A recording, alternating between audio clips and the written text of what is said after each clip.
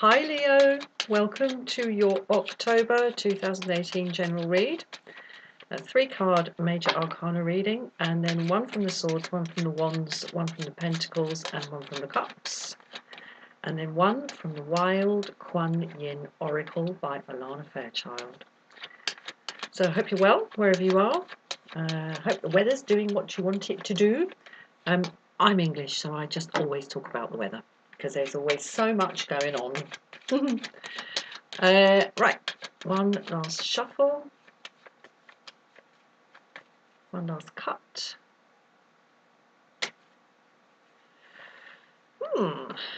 Okay, here are your 3 cards, Leo. Hangman in reverse, the Tower in reverse, Temperance in reverse. Oh God. Yeah, it would be nice and simple, wouldn't it, Leo? Nice simple reading. Wow. Okay.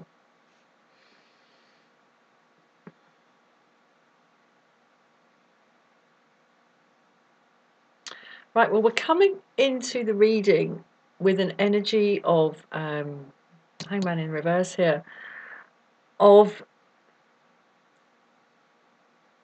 I would say, getting back into the flow, of not standing off to one side, weighing up your options and looking at things this way and that way and the other way and from the side and from the other side and a bit askance and straight up from upside down.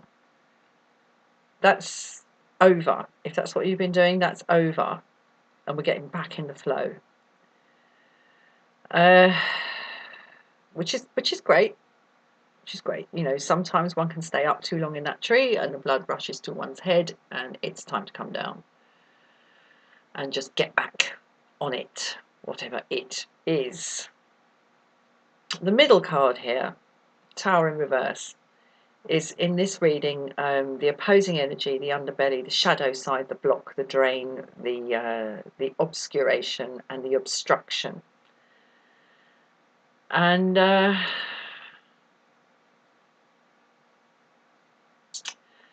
I think what this is about is looking back at sort of past failures, past disasters, past problems, basically, where things didn't work out for one reason or another. And sometimes things don't work out because we've messed them up. And sometimes things don't work out because some completely random thing happened and just like smashed it all to pieces. And that, the latter, is generally the energy with the Tower. However, I think there's more to it than this. And the reason I say that, well, there are 2 main reasons I say that. One is that it's in reverse.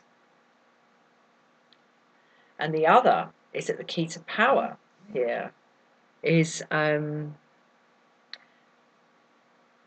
interestingly enough, Temperance in the reverse. So, I mean, you know, Temperance is a great card. It's lovely. It's the end of the 2nd third of the tarot cycle. It's when we've been through enough to have found some point of balance within ourselves and some point of self-containment. And this is shown by the pouring of the fluid from one jug to the other. There isn't the water isn't flowing in from a stream and flowing out into a stream. It's contained within the 2 cups, and we have poise, we have stasis, and we have real attention, but very calm attention. This is well practiced.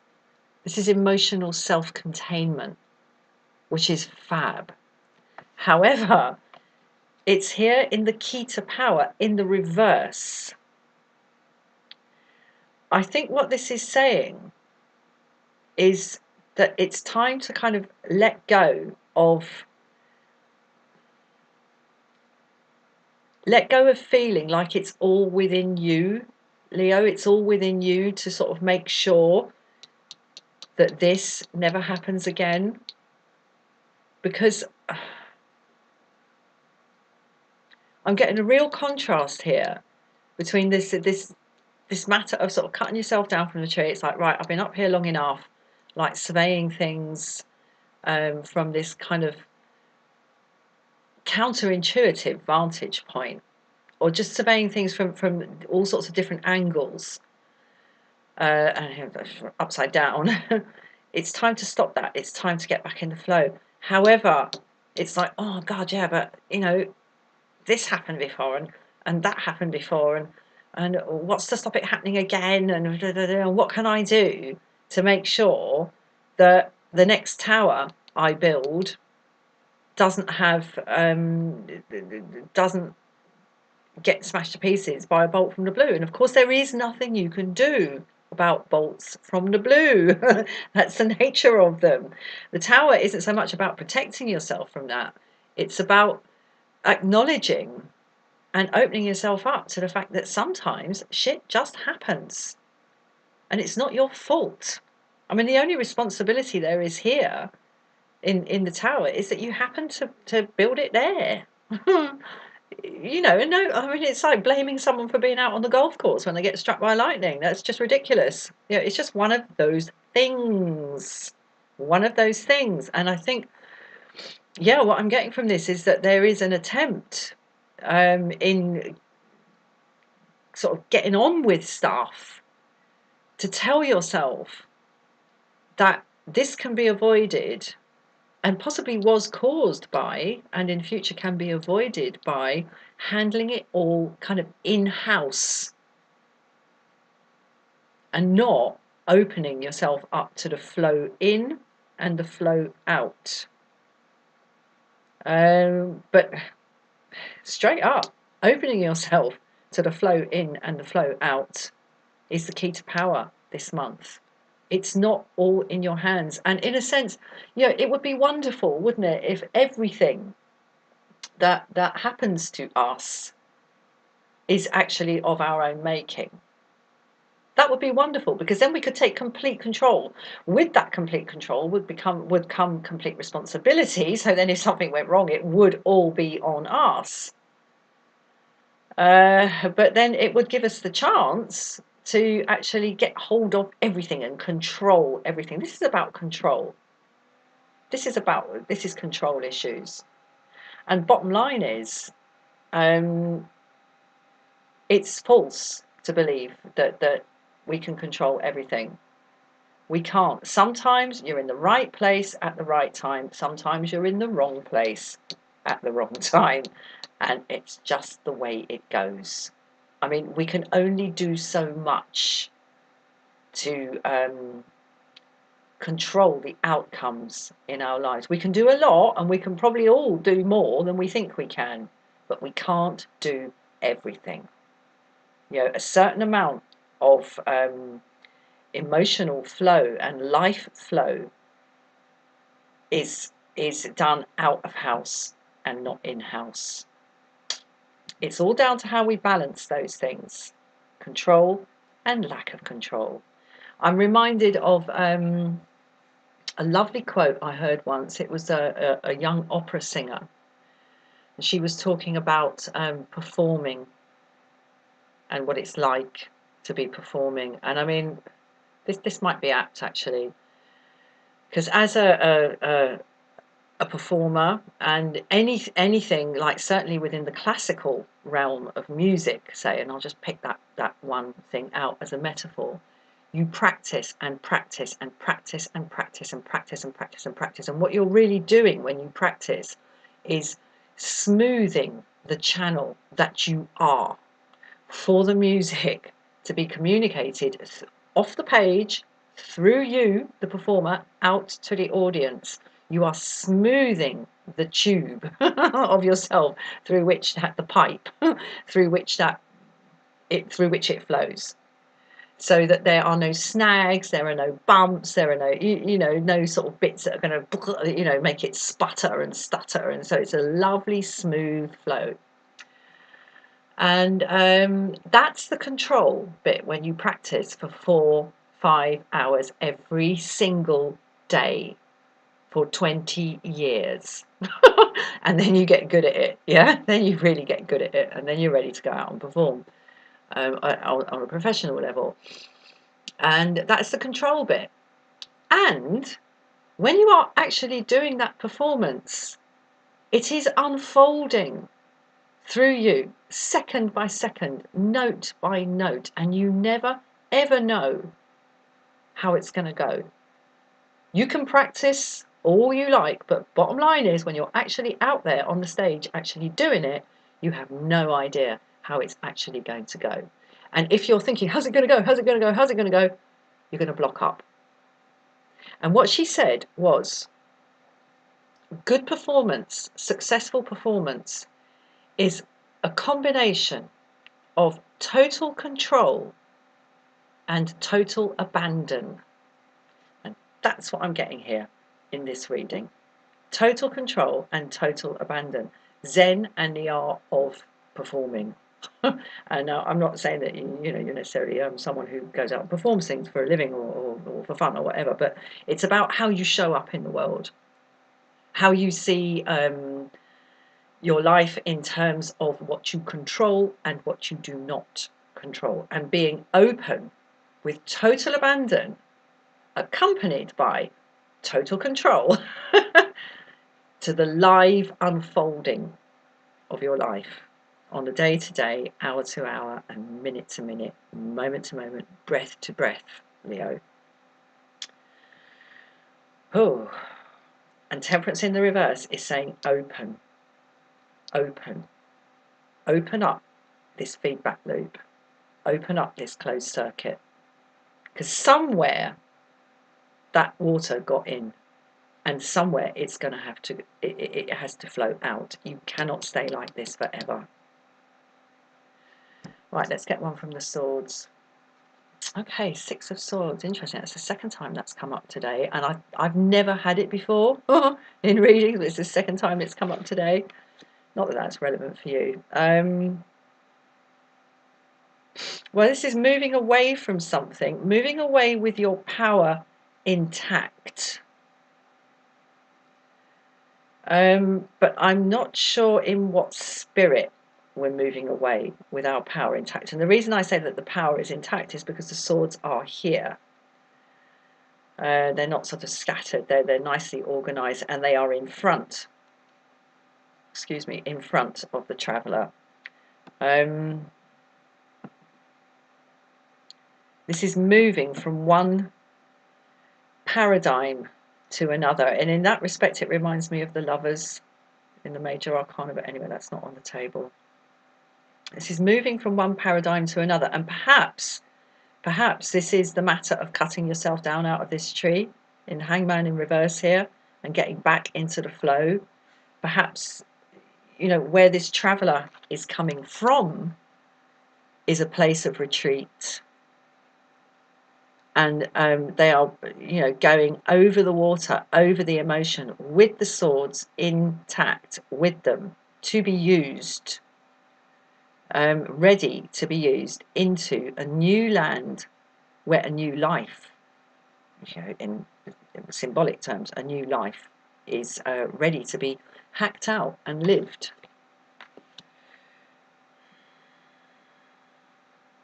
Okay, let's get one from the Wands. Wow, Six of Wands. Okay, second six. So there's confidence. There's confidence, but you see, the reason I'm hesitating here is because what comes before the Six of Wands is obviously the Five of Wands, where we have an equally matched struggle where no one can win and no one can lose. And yet somehow here, someone has won. And I do wonder actually whether this is something new coming in. And the Five of Wands, the five young men who were battling with equal power and equal status and equal wands in this unending sort of round and round and round, unwinnable, unlosable battle. Perhaps these are the five ones that are here. This is something new. This is some new action that has come in to break up a stalemate. something new coming in to break up a stalemate. And I see stalemate in the endless pouring of the fluid from one cup to another here in the Temperance card, which, as I say, is in the reverse as the key to power. Something new coming in. Oh, this is good. This is a lovely, lovely reward. What's being born here, Leo? There's something new being born, but it's happening quietly. It's happening quietly, and it also does strike me here that the face of the person on the Six of Wands is turned away from us. And this movement here, this symbolism here in the Six of Swords is also, it's very quiet. It's very quiet. This is not the Chariot where it's da-da-da-da and all trumpets and here I come conquering hero. This is calmer. It's quieter. I don't mean karma as in bad karma, good karma. I mean karma is C-A-L-M-E-R. This is a calmer, I wouldn't say victory necessarily, but kind of, yeah, the breaking of a stalemate. And there's a karmic reward here. There's a karmic birth here. She's cradling this pentacle like a baby, almost like Madonna and Child, surrounded by flowers. So there's something really beautiful to come out of this.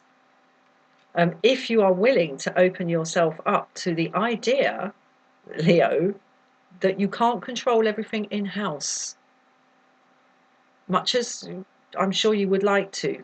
And you know, I'm not saying we all would. Some of us are quite happy to sort of like pass some of our destiny out to other agencies, but I think you in particular would love it if you could just be on top of all of it all the time and run it the way you wanted it. But it doesn't work that way. And thinking that it does work that way and wishing that it did work that way is actually blocking you. And really at the root of that wish to have it all in-house is the fear of things going wrong. The fear of you know, doing something and then it turning out that it kind of wasn't the right thing to do, or that, you know, you built your tower in the wrong place and silly you. You know, if you'd known when you started building that tower that 25 years later a lightning bolt was going to come and knock it down, you wouldn't have built it there, would you? But how can you possibly be expected to know that? Quite unsettling, isn't it? Okay, Three of Cups. This is equality. This is emotional equality. And a beautiful sort of fertility of emotion as well, because, I mean, we're all at the same height here. Let me just... Okay, interesting. One is in white, one is in red, and one is in white and red. All the cups are the same size. The one whose cup is held the highest is not the one nearest to us with the passion of the red. It's the purity of the white robe that is holding the cup the highest here. And oh, I don't know if there's anything in that, but that's what I'm seeing in this card. And oh God, I came over all funny there. There's a purity in the balance, Leo, of understanding and accepting that where reality is really at is not in the if I ruled the world every day would be the first day of spring. That the reality is not in there, nor is the reality in the idea that everything is tower energy, and no matter what you do, anything at any time can be destroyed by some random outside force acting upon you. Neither of those things is the totality of the truth. The totality of the truth is that both those things are the case. And in a sense, we spend our lives on a little tightrope between those two things, and whoa, balancing either way between those two things. But here we have balance and we have harmony in this. We have a karmic birth here. We have a quiet establishment of hierarchy here in the Six of Wands after the Five of Wands, where no one knew who was the most powerful.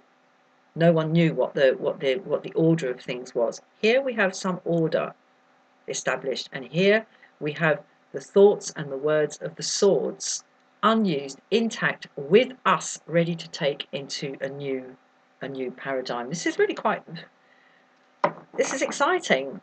This is exciting, but it takes opening up and allowing new fluid to come in here and old fluid to flow out, breaking the feedback loop of the Temperance card. Right, let's get one from Kuan Yin.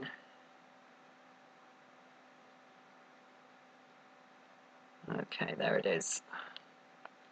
There it is. I just spread the pack until I see the one that I fancy.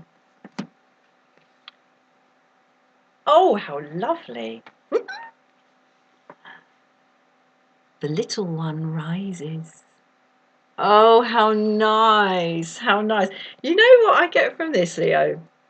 I get, oh, that's so, so beautiful. And look, she's, oh, this is gorgeous. Look, in her hand, she has some little object that she's going, come on, come on, like this, like you would with a little cat treat to get your cat to come to you. Come on, come on. I can't see what it is. I've got my glasses on, whether it's a little bell or a little flower or something, but she's coaxing the little one up into the air. That's so gorgeous. And what I get from this, Leo, is that the matter of not having everything in house, not being able to control everything, is a kind of opening yourself up to the childlike nature of not being in control. You know, allow the fact that life contains a certain amount of fucking random stuff. Other people's will, other people's motivation, other people's wishes impact upon us. Like really weird unseen combinations of events and certain timings and things just kind of happening the way they do when they do.